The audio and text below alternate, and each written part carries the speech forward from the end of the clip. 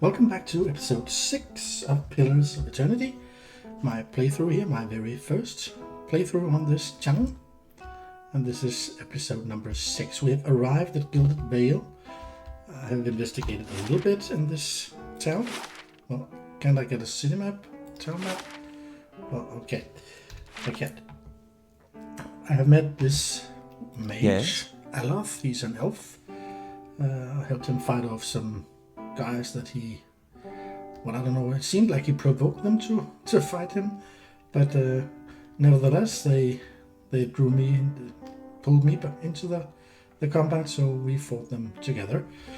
And now we have arrived here at this inn where I've been told by the mayor of or he's not actually the mayor, the guy that received us in the city, that we could go here because of some illness around this town. Something regarding the mayor's wife. We will not be able to settle here as promised, so for now he wants us to settle in this inn, and then he will contact us once there's news here. Well, for my quest at this moment, I still have this issue that I'm ill in some way. I need to figure that out. And then I need to find this woman from my dream, this dwarven woman. Apparently she hangs in the tree outside, dead. But we'll get back to that later. Those are my key objectives at this point. And then of course the temple that I had to flee from. The enemies were simply too strong, and apparently that's not a place to go when you are alone, which I was at that moment. Right now I've recruited one teammate, but I think I'll check out the entire town of Gilded Vale, see if I can get any more companions before we dive into that temple again. So, and then we also have this task to speak with the innkeeper here at the Black Hound, where I am right now. But this is a pretty huge place with a lot of people to talk to, so that's what we're gonna dive into at this moment. I don't know that much about this. How may I help? Elven companion at this point. I can see he has a scepter, which is a two-handed weapon. It doesn't seem to do very much damage. I mean, a one-handed hatchet seems to be better than a two-handed scepter, so I'm not sure of the point. It doesn't appear to be magical in any way, but I'm not that well into this yet. Some interrupt. I think I need to know what this interrupt means in detail. Interrupt determines how likely a damaging attack is to delay their opponent's current or next action.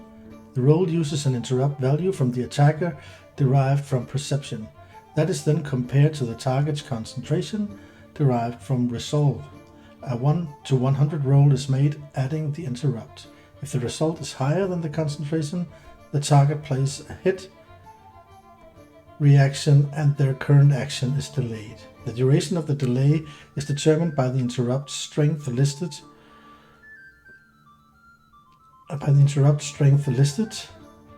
on the weapon or attack. An interrupt applied to a character already suffering from an interrupt with a longer duration will have no effect. Okay, so they don't stack, but just the one that's the longest. So this is how long it will interrupt the enemy if it succeeds. Great.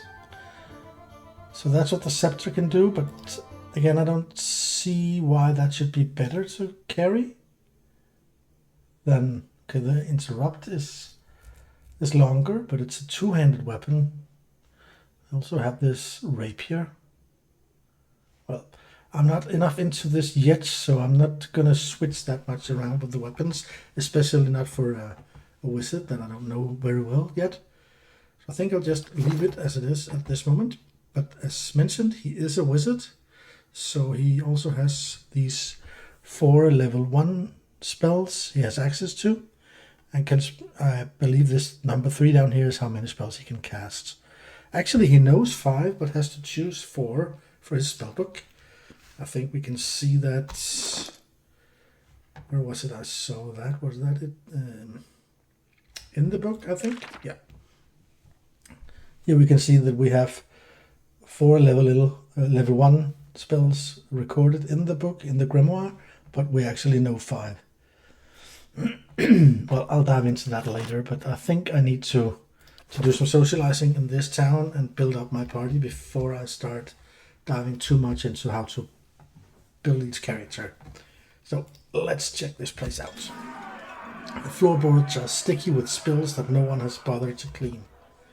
Excellent. Well, yes. I think I'll just start by speaking to people in here. The village. Nice and dry in here. Yes, it is. Wish we had some minstrels in here. As you wish. Well, that's not going to be me, that's for sure. Okay. I think let's check out this side room before we go to the barkeep himself. More villages here. Thought this place was going under after the owner left, but it's held out. And he said the same thing. Decent folks like you don't fare too well in these parts. I've heard that one before also. This is a named character. Orlan Server. Orlan Server. Okay, it's not a named character. Orlan is the race and Server is the job description. But hey, let's see. I just carry the dishes. You'll want to talk to Pasha at the counter there. Okay, Pascha. Yeah, we heard that one before also. I heard they fended off another attack on Lord Radric's keep. Yeah, Lord Radric, I expect to be the mayor of the town, the one whose wife was just pregnant, and we heard those 3 Daltos, signifying that this might not have gone well. We don't know very much about it yet. And here's the drunkard. And who are you then? Another fool come to answer Radric's invitation? Our great lord had my sister run out of town after the boyo was born.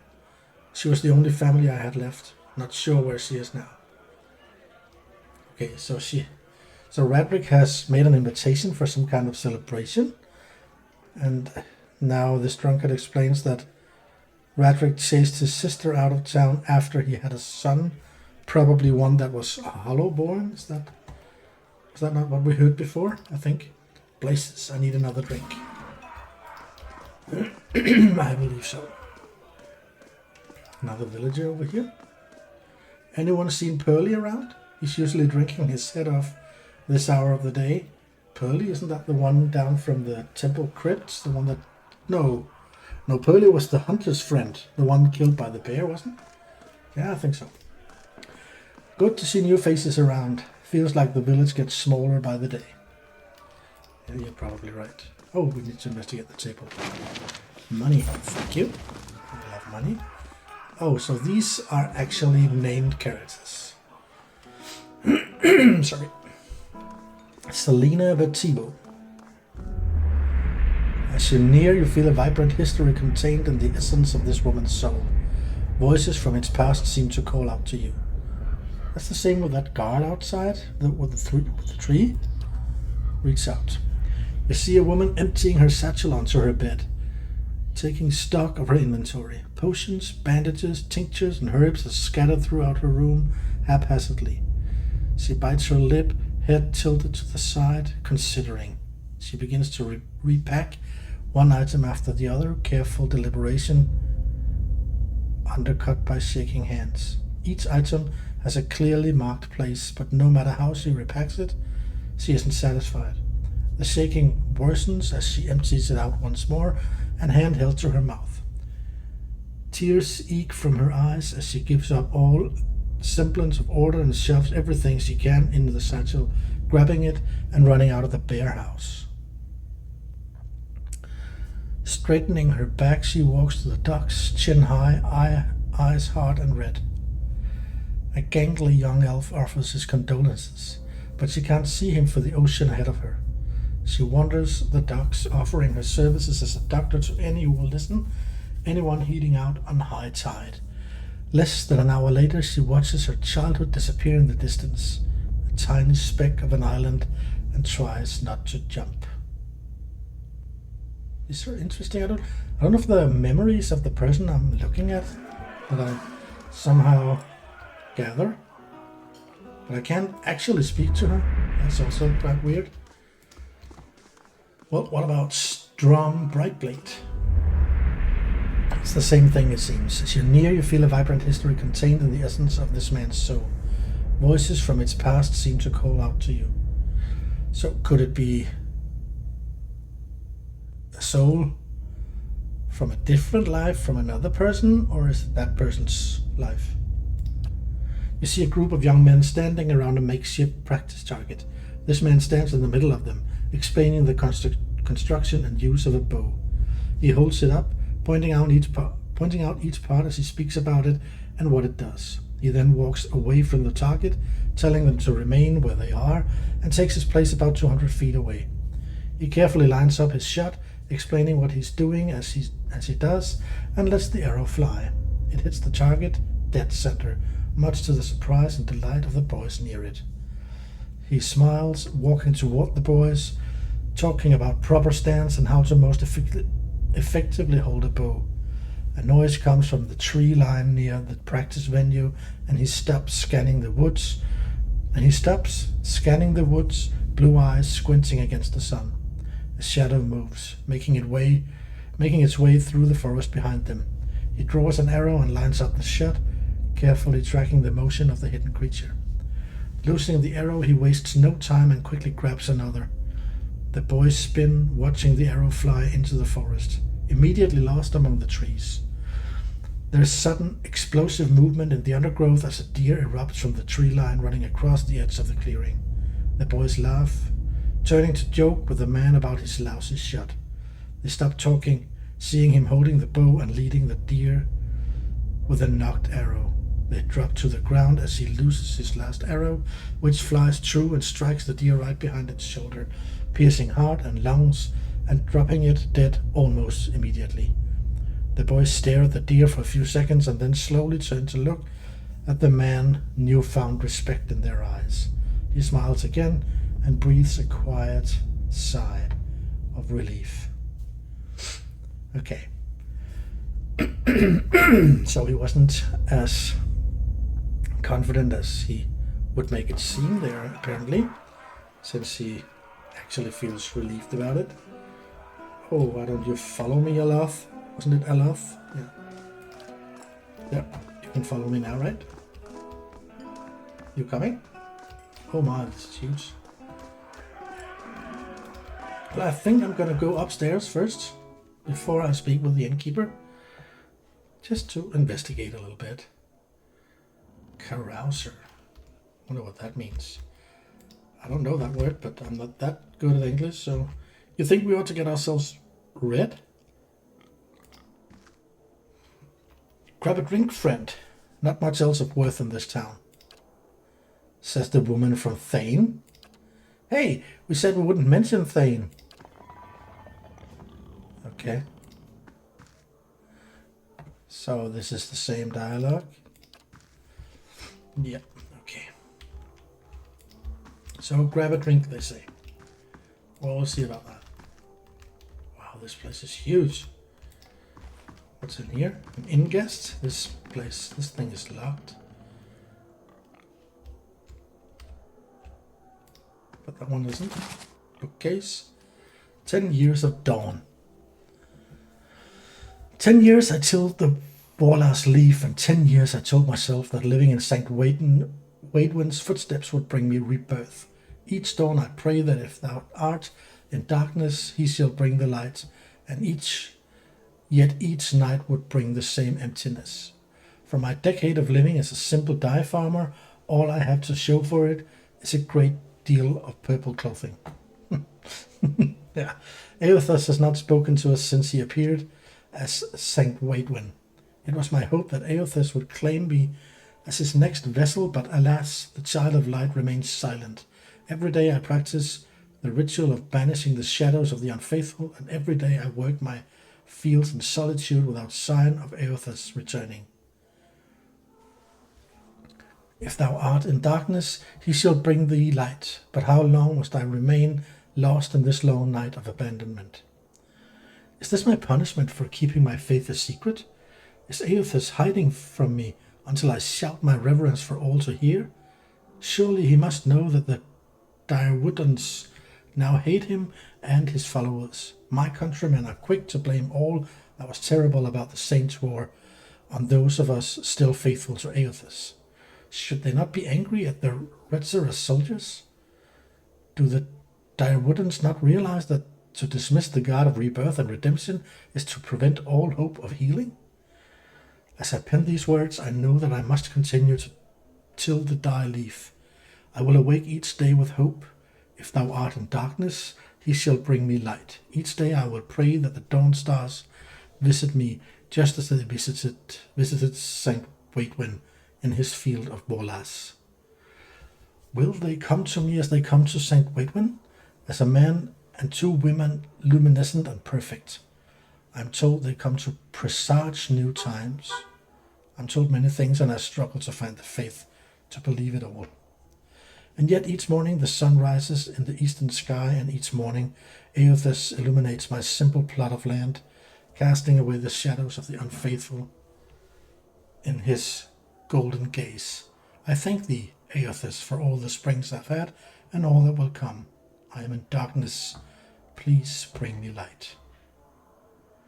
Wow. Lot of story here, and I don't know who they are. Well, probably I will learn, but this is a complex and deep story, that's obvious, and one I haven't quite gathered my hold of yet. Well, hopefully it will come. Otherwise, I'll read it again sometime when I know more. Let's see about this inn-guest. Please leave me be. I'm full to sickness with what I have seen in this place and its people. I understand. I would also just go in there, lock the door until the world came back to being sane. Are you with me, Altoh? Thank you.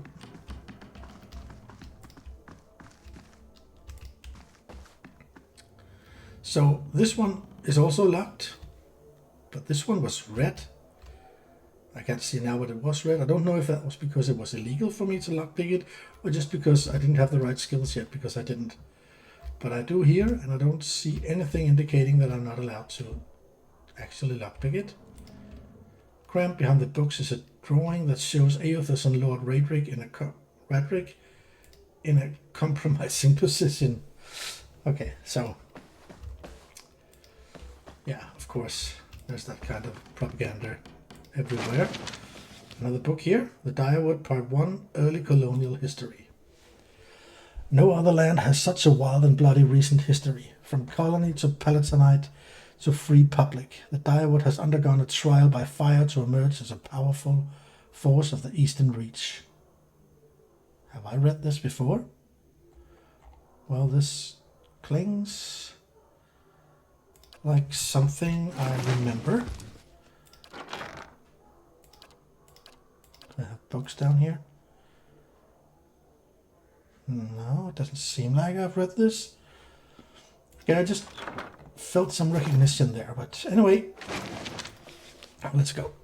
No other land has such a wild and bloody recent history. From colony to Palatinate to free public, the Direwood has undergone a trial by fire to emerge as a powerful force of the Eastern Reach. Direwood's history actually begins in Adir in 2602 AI. Adir explorers returned from a journey across the ocean with tales of the treasures they found.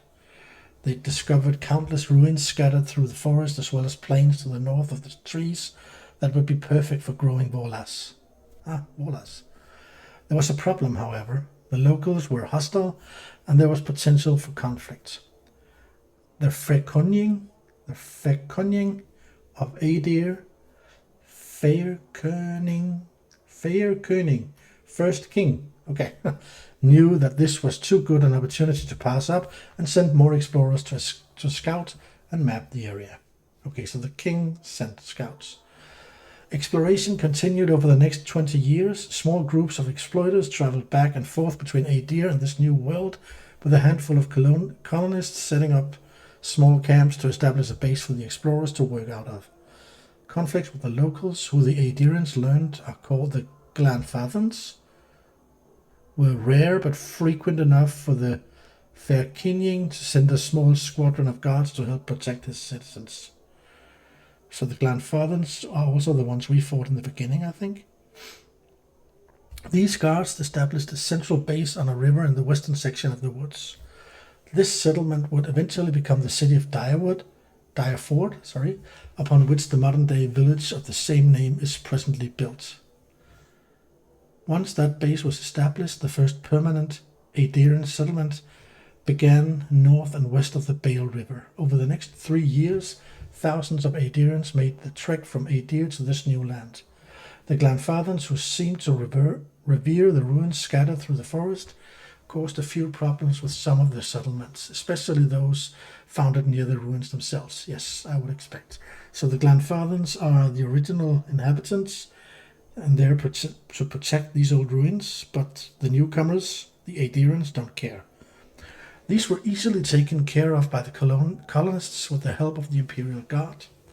The Aedirians, in order to further their foothold in the area, reduced the cost of production, and in an attempt to keep the Glanfathan population under control, started making slaves out of any Glanfathans captured during the uprising.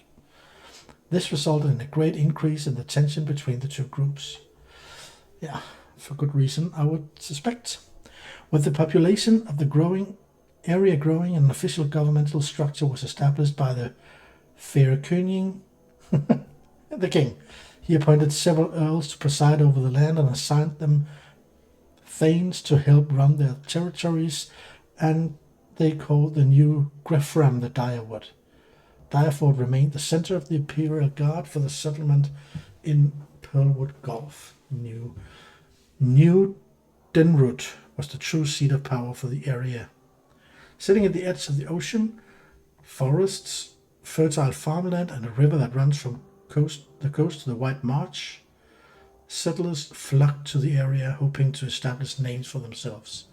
Aedir began to spread across the new land. Well, I see some kind of,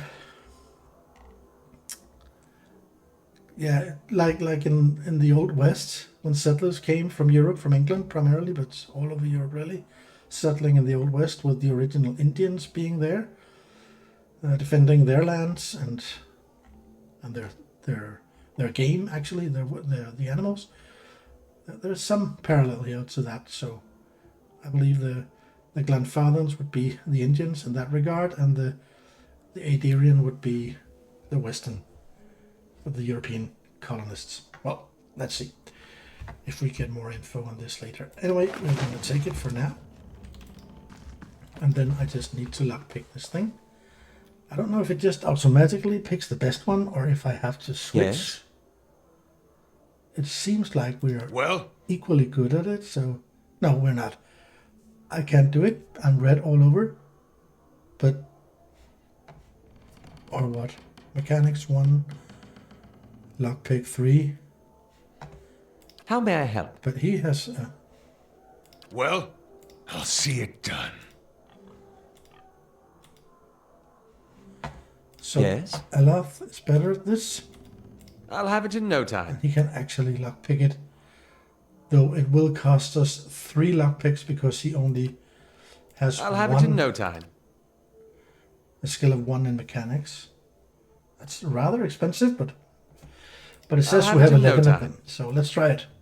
The work of a moment. We get something good out of it. Duelist's hat, padded armor, and another rapier. Well, I don't know if that actually makes it up for 3 lockpicks. I wouldn't be able to. So let's see. Can I do the same with this one? No, this has a higher difficulty. So this one I can't handle. Well. Okay.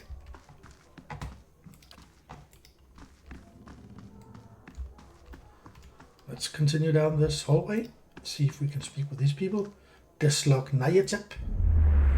As you near, you feel a vibrant history contained in the essence of this man's soul.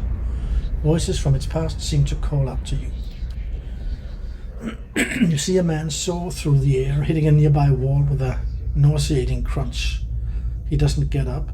His attacker, a burly, clean-cut warrior with a carnivorous grin, turns and shoves his fist into the stomach of another assailant, removing another from the impromptu brawl. The bar is a whirlwind of elbows, knees, fists, and feet with no end in sight, and he is in his element. In the corner, 3 smaller men speak quietly, throwing malicious glances at the larger man in the center. He breaks a chair over a tattooed head, cackling. The trio position themselves in 3 parts of the room, and with a terse nod they charge. Unfortunately for them, the man sees them coming. Something in his eyes burns brightly, and all 3 slump to the ground in agony. That's all in their minds. The burly man bows to a room of the unconscious and incapacitated before sauntering out of key whistle trailing behind him. So a bar brawl.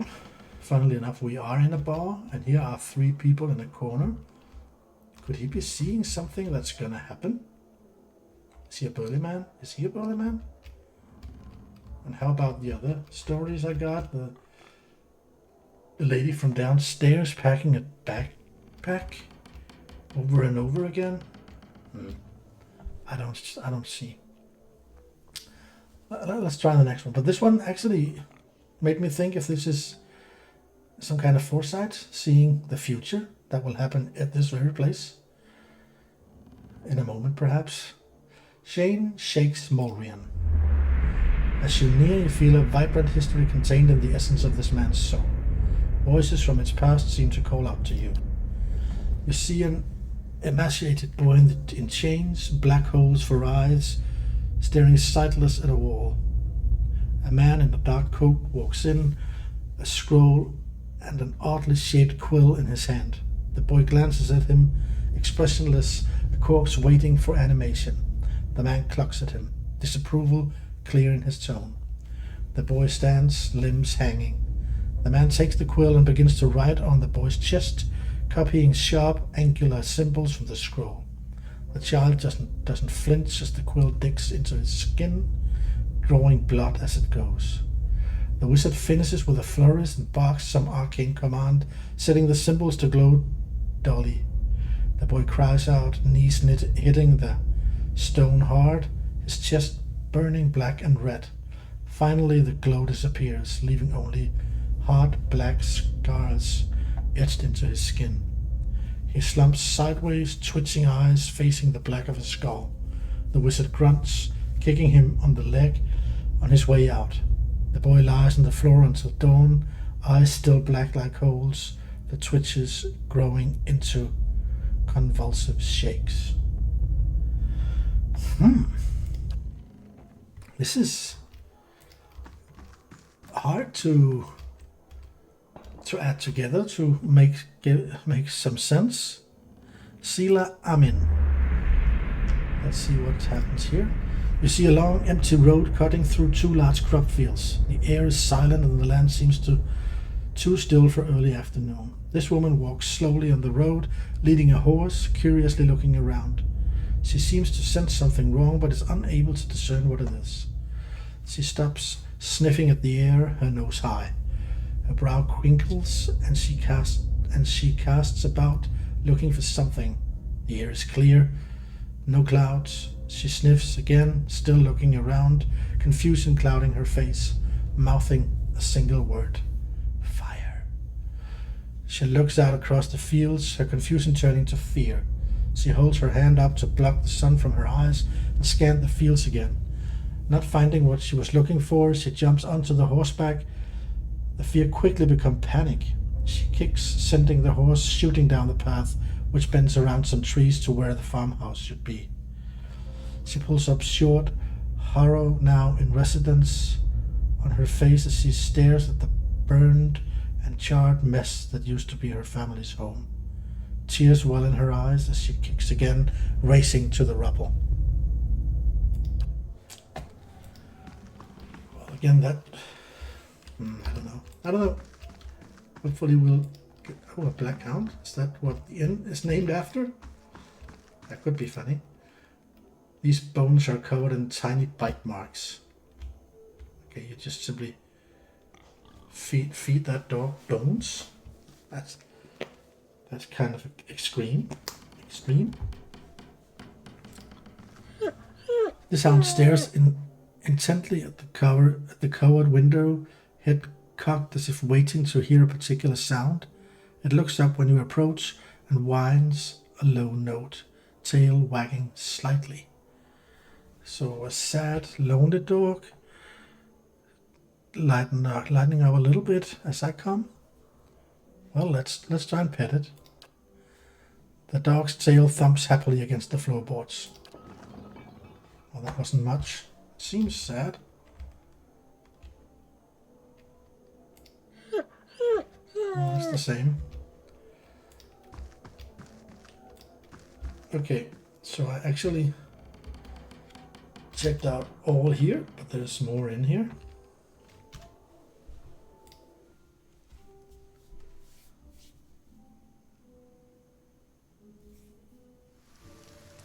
Okay, this leads to the outside. Oh, what was that? Formation? Okay. Okay, this leads back out to the city, of the town. I'm gonna wait with that. This inn is far from over. So let's get back in and downstairs, as there's nothing more up here. But we only took one side downstairs, and we didn't speak with the innkeeper. I want to save that for last. Maybe I should just do it now, really, before I take the other side. I think, oh, there is no other side. I thought there would be a room like this one on the other side, but there isn't. So actually, I'm only missing the innkeeper at this time. At this point, that's fine then. Some kind of brown slop is congealing in these dishes. It smells burnt. Well, there's something behind the bar, but that's probably the kitchen. I'm not gonna go there before I've spoken with him. Pascha. Hail and well met.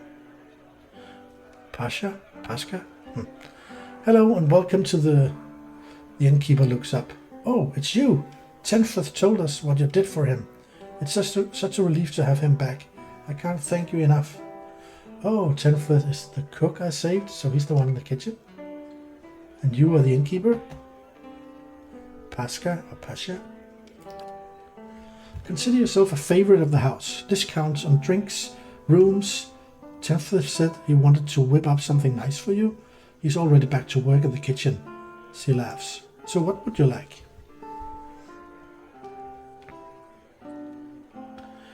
Well, let's start by asking about the place. That would be common decency, really. I'd like to know more about the Black Hound. Really? Well, let me see. The actual building's been here for years, but the Black Hound's fairly new. We get a lot of new faces in here too, fewer than we used to, I'll admit. So this gave me experience. Tenfrith's the big draw. I'm sure we'll get the big crowds back again in no time.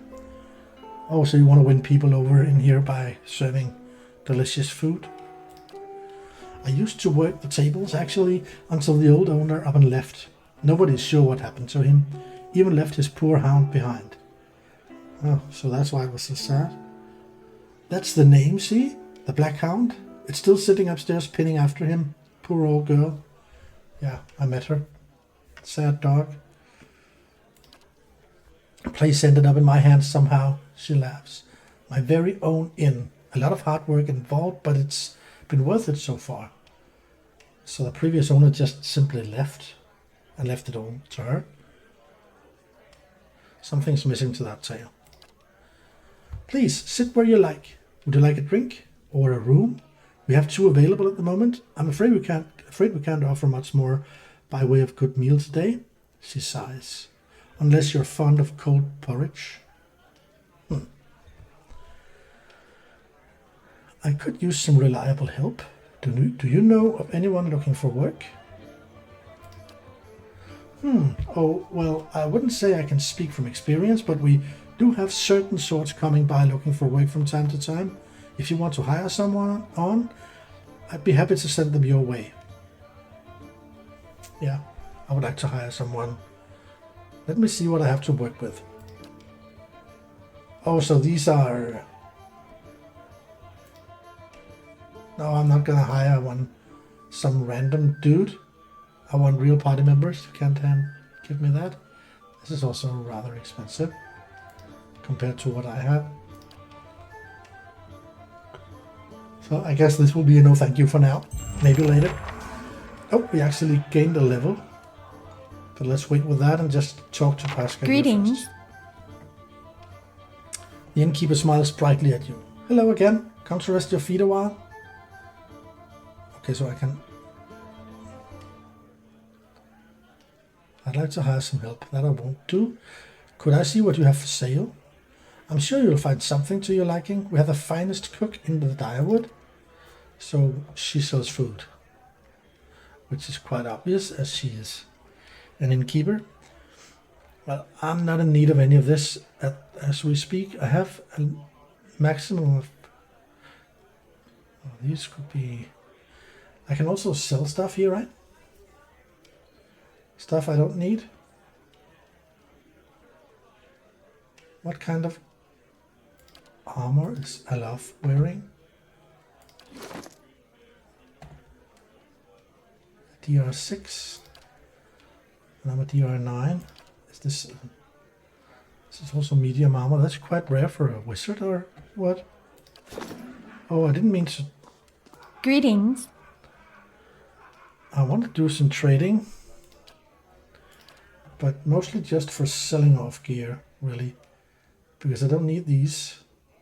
They're too weak. Oh, they actually pay a lot. How much money does this innkeeper have? Does they just have money forever, or Soric spear?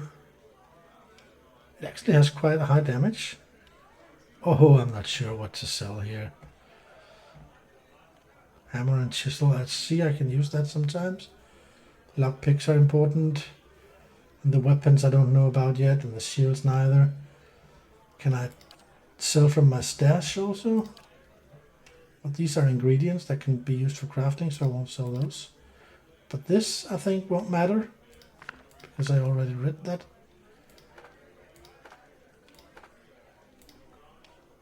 Yeah, I'll sell them all. I don't know what I can use the torch for. Maybe I should keep just one to make sure that I can light a fire, like with those braziers down in that dungeon. But I'll sell one of them. This is food. Okay, it has a value of 0, so no point in selling that. And these helmets I don't get. I don't see what I can use them for. And the cape that does nothing.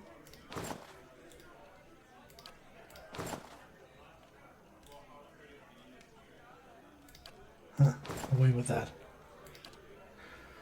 And more low-level armor.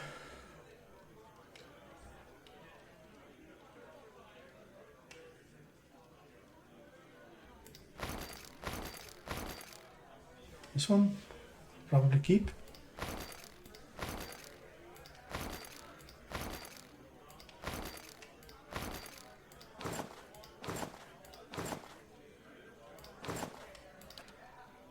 And then a lot of weapons.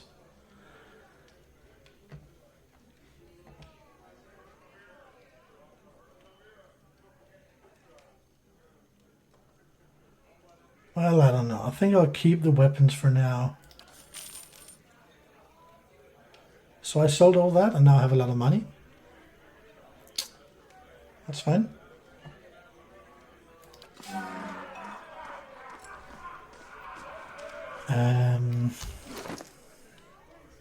I really need to figure out how to equip people here. Maybe I'll learn some more about that. Now I'm gonna get myself, what, another 6 skill points? Maybe I should start putting something into other skills than just those 2. Is there an upper limit to it? Yeah, it costs 3 now. That's expensive. So maybe I should just give myself 1 in each that cost 1, just so I can do... Oh, that costs 2.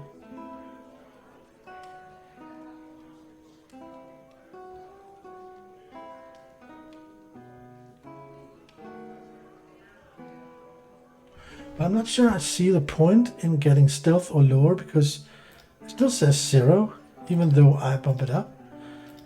Despite mechanic, that actually goes up when I do something. I don't understand why. What if I just put it all in 1 here? I'll just keep saying 1.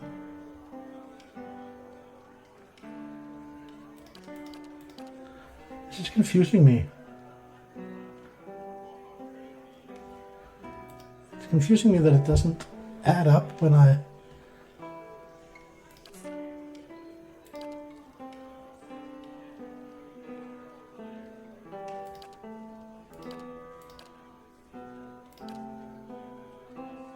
I'll try this, then we'll see. So survival goes to increased consumable duration. Is that?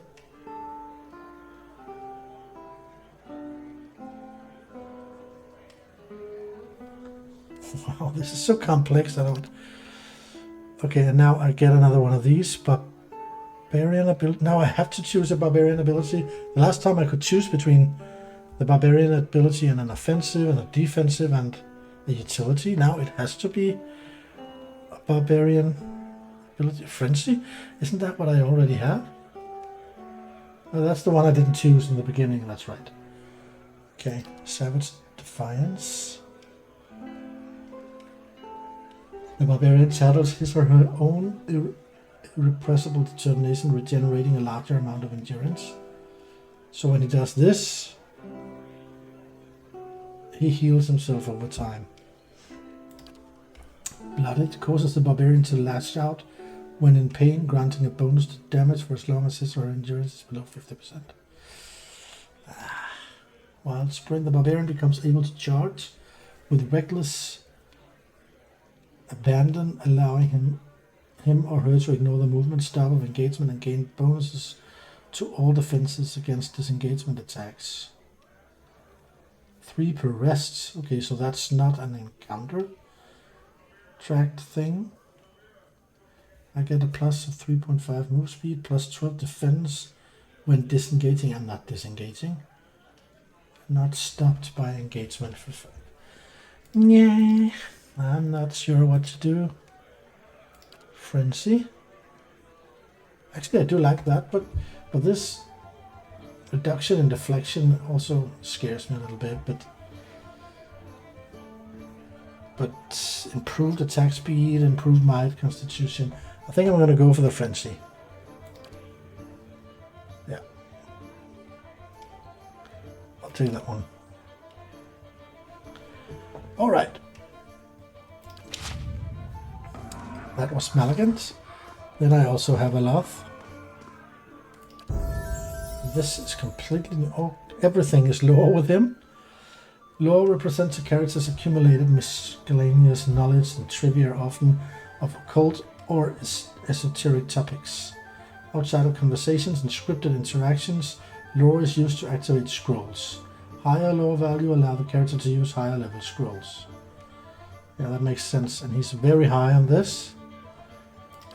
But he also has a little bit of mechanics. I could improve that a little bit so I can get into another treasure chest perhaps. Then I have another 5.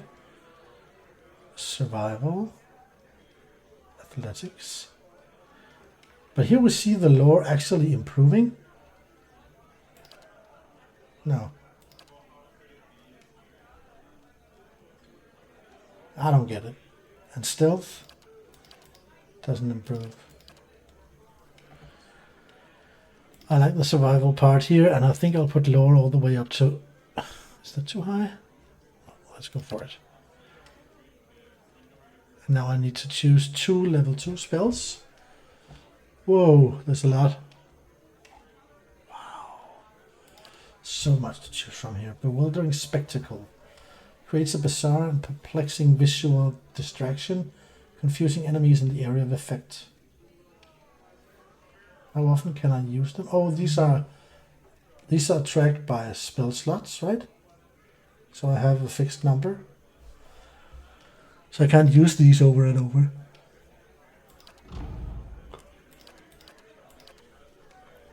Creates a mystical shield around the casters, suffusing them with bonuses to burn, freeze, corrode, and shock damage reductions.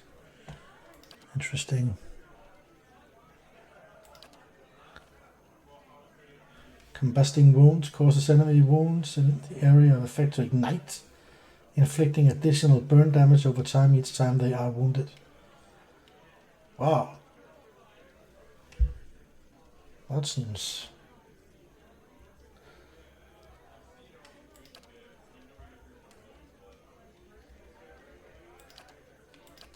Oh, this is so hard. Necrotic Lance creates a lance of pure necrotic energy, causing corrode damage instantly and over time.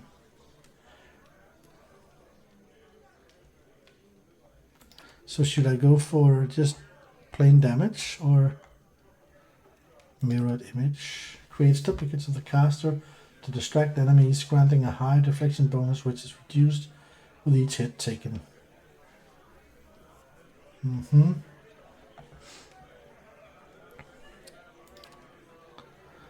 The caster becomes able to see an enemy's weaknesses and vulnerabilities as though they were physically tangible, increasing the chance of landing a critical hit. That's not what I'm gonna... No. Well, I want a Ray of Fire. Creates a scorching ray of flame between the caster and the target, inflicting continual burn damage to the target and anyone caught in the ray. Okay, so that's... could mean friendly fire as well, perhaps.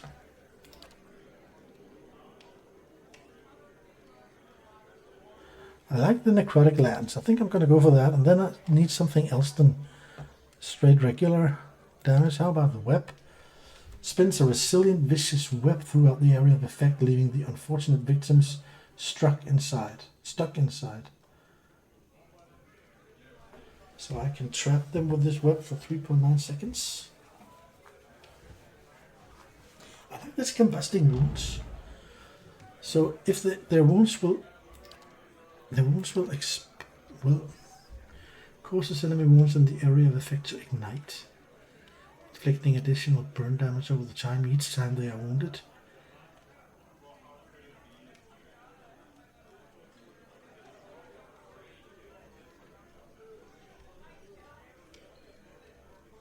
I like that. I think I'll go for that one along with the lance. I know then I chose to damage things to...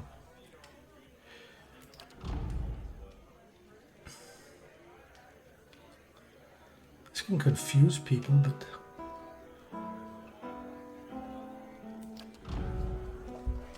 Ooh, paralyze. But I already have something that can scare people. The target becomes paralyzed, afflicted with boiling pustules of foul-smelling liquid that erupt from their skin, sickening those nearby. Okay, so it does more than just paralyzing. You know what? I'm gonna go for that one instead of this one.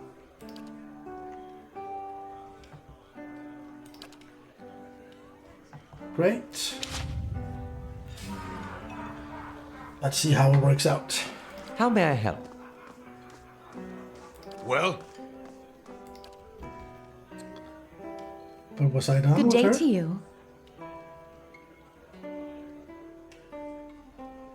What happens if I say I'd like a room? Certainly, you're always welcome. Okay. So I actually can live in the copper room for free.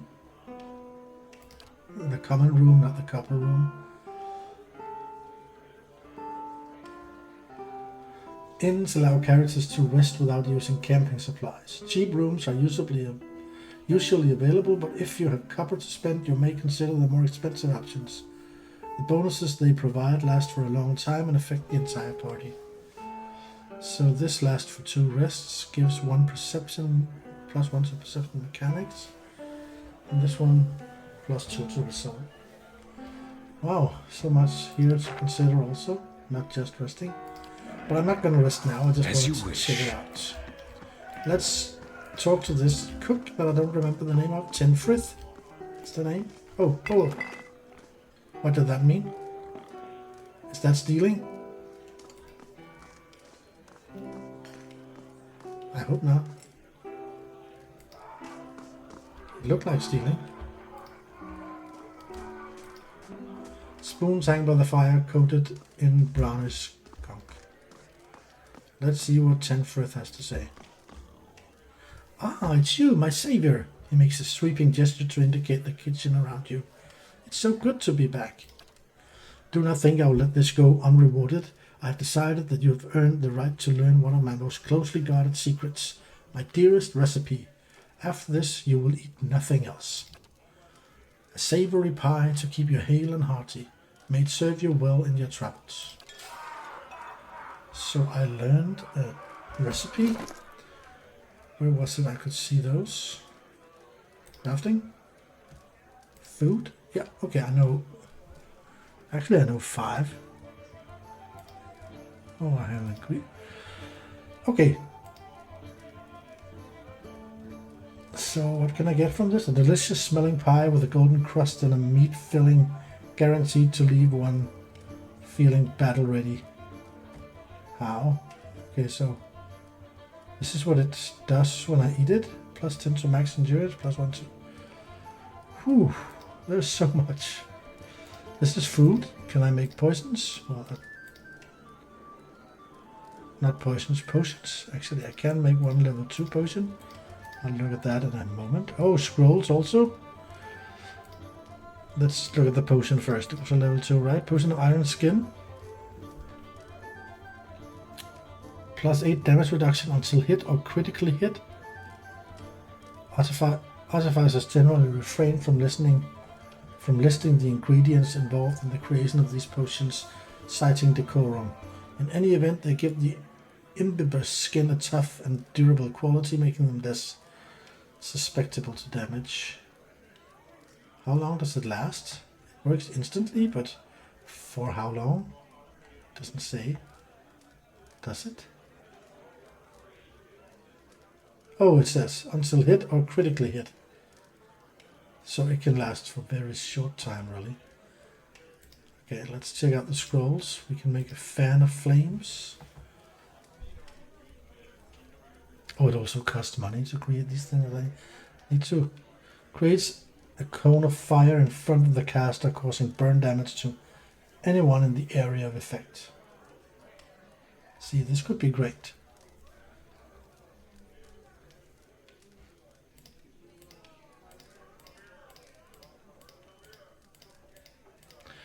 But there's also a money price. Oh, there's not in the food part, but it's in the potions.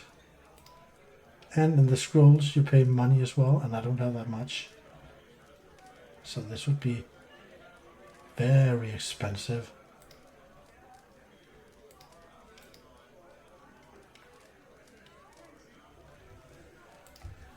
I think I'll make this savory pie. Just now because I got the ingredient from this chef. So I can still make a pull with chicken.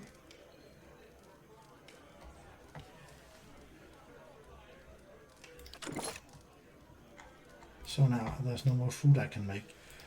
And I can make the potion of iron skin, but I think... Oh, this costs so much money. How much money do I have? Okay, I have actually a lot. But I think I prefer the scroll first of all. So, still have to make the potion, I do. Well, let's just make it and see what happens. So now I created all this stuff. Excellent. Yes, nothing more to say. I will name a dish in your honor. Thank you very much. Alright.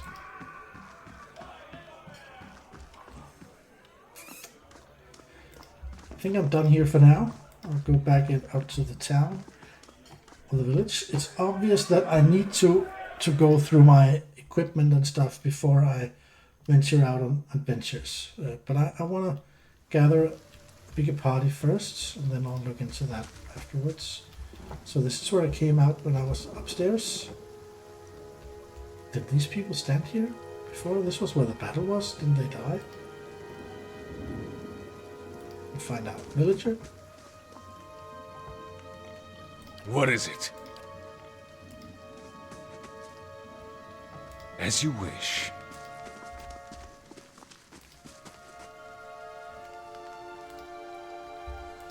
Nothing new here. This map ends down here.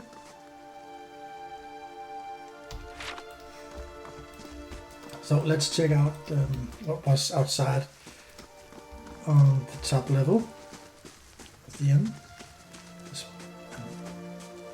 Then I told her that's not the pistol. Ah, okay. They are too. Does it taste funny to you? Well, doesn't seem like it. There's a lot of villages here. Used to have a lot more fortune tellers come through. Lord Radrick had us chase them off. Yeah. That makes sense. Oh, I need to speak to that dwarven lady. How about that hanging tree? But now we'll just explore this place first. Poor Orfra is so worried about her child. I don't blame her. So Orfra is that Radrick's wife? Yeah, I know about the Black Hound Inn. Thing of interest up here. Crops are blighted, the legacies upon us. This place is cursed. Always so positive. This house is Orfra's house.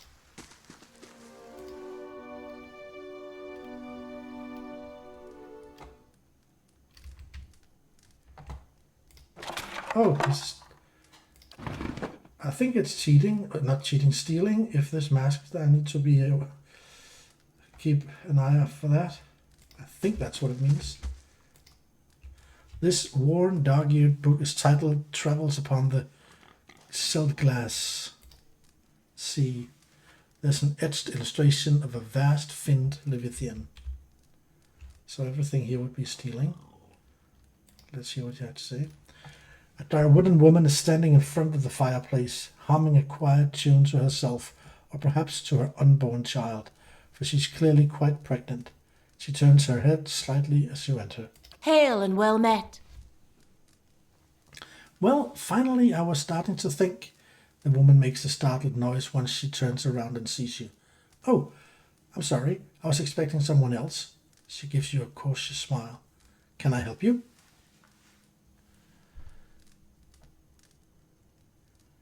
I just arrived in Gilded Vale and I thought I'd get to know the locals. I really would like to know who she was expecting, but that's kind of a rude way to start a conversation. Were you with one of the caravans? She looks at you hopefully. Master Odima's, by chance? Oh, could this be the sister, Kalicia's sister?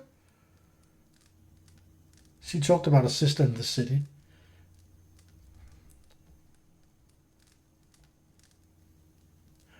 I was, yes. I'm afraid the rest of the caravan was killed. Orpha covers her mouth with a hand, eyes wide with horror. For a few moments she can manage nothing but a strangled, voiceless gasping, her eyes brimming with tears. Yeah, I think this is the sister. I knew. I told her it was a dangerous path to take. Kalicia was always so certain she could take on any danger. Orpha sniffs. Oh, my poor sister. I'm sorry, stranger. I can't believe she's gone. Well, she was quite selfish in the end. I don't mourn her. If only I had called her here. If only I hadn't called her here. If I hadn't written to her, she might still be alive, somewhere. Orpha's face crumples and a solitary tear slides down her cheek.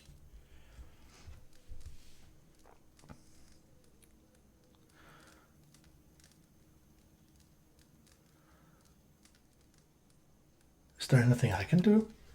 Orpha looks at you with some surprise before dabbing at her nose with a sleeve. That's kind of you to offer, but I don't know if I could impose this on you. It's not a small favor. Orpha wipes at her eyes. I'm worried about the baby, about the legacy. I told Khaleesi as much as I could, but all I know is that for a long time now, every child born in Gilded Vale has been soulless, empty. It's happened to so many mothers, and Lord Radric, he exiled all of them, calling it a sign of the gods' disfavor. She sniffs. With my Hathort gone, I don't know how I'd manage if I lost my home too. So Hathort is her husband, who's dead, I guess. I hoped Khaleesi could help me. They say Ranga, the old midwife, knows a way to prevent a child being hollow-born, but she moved south to Anslog's Compass 2 seasons ago. The journey's too far for me. I can't make it as I am, but I don't have anyone else now, with Khaleesi gone. More tears run down her face. Please, can you help me? I probably could. Do I want to? Yeah, perhaps. Kind wayfarers and gold-packed knights. I can't do those. I can say I will. Yeah, well, let's help her. I'll find Ranka for you. Orpha blinks eyes wide. You will? Oh, God bless you. Here, I'll give you a coin to pay her with. You needn't trouble yourself with that. I think it's a drink she fashions out. She fashions out of? Well, I'm not sure, but it shouldn't be too much of a burden to carry back. So she gave me 20 copper. That wasn't a lot. Anslag's Compass is what we call the lagoon to the south. You'll have to cross the wilds to get there. That's what keeps me from trying it myself. She clasps her hands together. Thank you again. Truly, you'll be saving us both. She sets a hand on her stomach, smiling through her tears. Okay, well, we're not going to go there now. We need to investigate this entire city first. And I can't loot anything here. I'm not going to steal stuff. Oh, is that a cat? Could I ask about the cat? I think there was a dialogue option with Hello. a cat. I hope Ranka agrees to help. I honestly don't know what else I can do. Any chance you could tell me a few things about Gilded Vale? I can certainly try. What would you like to know? Tell me about the village. Let me think. We're farmers, mostly, but there's always been work and opportunity for people coming in from elsewhere. In the old days, at least. The Black Hammer Smithery's been here for a long time. That's Tartanu's place, south of the mill. Oh, a smithy. I'll probably want to go there. And then there's the Black Hound, just a few ways south of here. She sighs, trailing off. I have to admit I don't go out much anymore with that terrible tree out there. Things aren't like what they used to be, but I don't have anywhere else to go. Whose lands are these? The Radric family has held the title over these lands for generations. Their keep is northeast of here, past the eastern wood. She holds up a hand. I wouldn't go near mine. He doesn't see visitors or petitioners. Not these days. Some people say that there are some bad seeds in that line. A weaker soul. Maybe that's why. She hesitates. Well, never mind. I'm sure Lord Radric has his reasons. Okay. Is there anything else? No.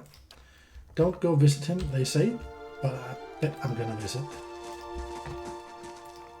But thank you for that. Another quest we picked up here.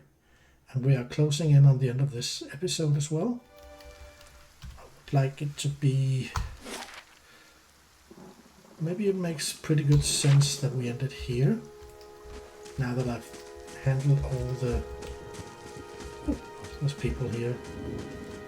I've handled all the western part of this town, haven't I? And then when remain the bottom remaining, and all the eastern part and the northern part, and also this dwarven lady in here. But I think we're gonna end it after I've spoken with these two. I have a theory that they could be more of those soul things I've met a few of. Slugs the Usurper. Yeah, I thought so. As you near, you feel a vibrant history contained in the essence of this man's soul. Voices from its past seem to call out to you. reach out for the sword. You see a lone man standing in a field. He looks around, surveying the crops. Occasionally, he bends to examine a leaf up close. He's intent on what he's doing, completely absorbed in his work. This man approaches him from behind. He moves slowly but does nothing to mask his approach. In his hands he holds a large sword. There appears to be no malice or hatred in the man's demeanor. He almost seems pleased. The first man hears his approach and stands, turning away from the plant he was inspecting. His face breaks into a smile and he opens his arm to welcome the approaching man. The smile freezes into a grimace as the second man thrusts the sword through his stomach, its blade now protruding from his back. His arm slowly falls to the side and blood starts to drip from the sword onto the plants below the man. As the first man crumples to his knees, the second pulls the sword out, a tear slowly falling down the cheek of his still smiling face. I hope I'll get some answers as to what this is in time. Clink. You see a small group of people gathering around the ruins of a house. The destruction continues out from the single dwelling through the entire village. Not a single building still stands. Rubble is scattered everywhere. Once the men in the group leans over something in the debris, one of the men in the group leans over something in the debris. It's the man, younger, barely more than a boy. It's this man, younger, but barely more than a boy. The man reaches out and shakes the boy by the shoulder. The boy makes no sound and doesn't respond to the man's disturbance. The man looks up at the other members of the group and shrugs, standing to rejoin his friends. The boy suddenly sits up, eyes wide. He scrabbles backward away from the group, looking around in horror. The group moves toward him in unison, eliciting a yelp from the boy who tries to move farther away. A woman in the group puts out her hands, stopping the rest. She turns to them, reproachfully motions for them to stay, then looks at the boy on the ground, who is trying to push himself through what remains of a wall. He seems unaware he has even stopped. He seems unaware that he has even stopped. The woman slowly moves toward the boy, hands out, speaking in a low, calming tone. For a time, the boy doesn't even hear. He just closes his eyes and braces himself against the wall, expecting violence. Eventually, the woman's words work through the fear, and he hears her. He opens his tear-filled eyes and stares at her. She holds out a hand at him. He looks at it, seeming confused by the offer, then hesitantly reaches out. She takes his hand in hers and leans down to help him stand. This is so confusing. Well, I might learn something later. I think for now I will head down to the southern part of this town and call that the end for today. See, we have been in there. Oh, wait a second. Wasn't some of the guys in the inn, that vision or soul memory or whatever it was, that was something about a fire in a crop field? This is so confusing. Oh, is there anything in this house? It doesn't have a named marker of any kind. Can I even go in there? It doesn't seem to have a door. Okay. I said I wanted to end this episode, but yeah, still just always a little more. Wait, this is probably villager. Decent, we know that one.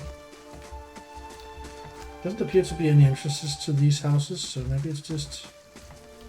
And now we're in the eastern part of this town. Okay. I think we'll end it here. I suspect... See, there's another cornfield here. The lady down here, that's just the villager. I think we'll end it here. This will be the end of episode 6. This was a calm episode. Mostly dialogue and a little bit of exploration in this town, new village.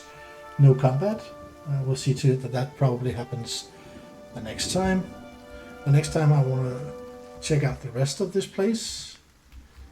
There's only this up here remaining, and then of course see if I can find that dwarven woman in this tree that I should speak to before venturing down here and giving that another go. Hopefully there's more than 2 of us before I do that, so I will consider hiring the adventure in the inn if I only have these 2, just to make sure that we can handle what we will meet down there. But that's up for next time.